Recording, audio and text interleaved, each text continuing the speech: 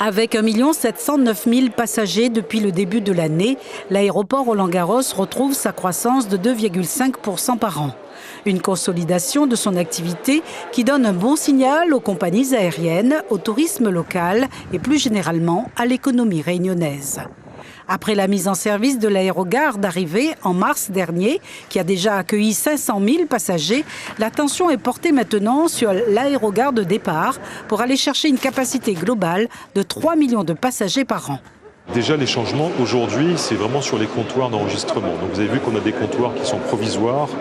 Il y a quelques inconvénients et voilà, je m'excuse auprès de tous les passagers pour ce week-end parce que c'était un peu chaotique.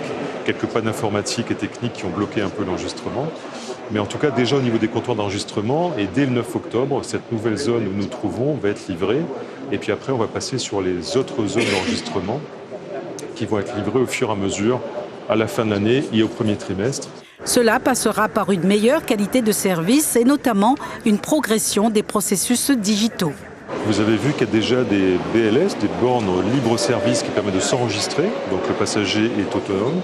On va livrer dès le mois d'octobre, le 9 octobre, aussi les premières dépose-bagages automatisées, ce qu'on appelle nous les DBA.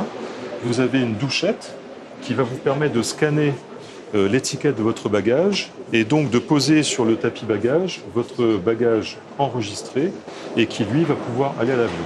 Et Roland-Garros poursuivra sa phase de modernisation jusqu'en 2028 pour également améliorer la connectivité de façon concertée. Les demandes pour l'arrivée de nouvelles compagnies aériennes sont enregistrées notamment de la part de transporteurs indiens.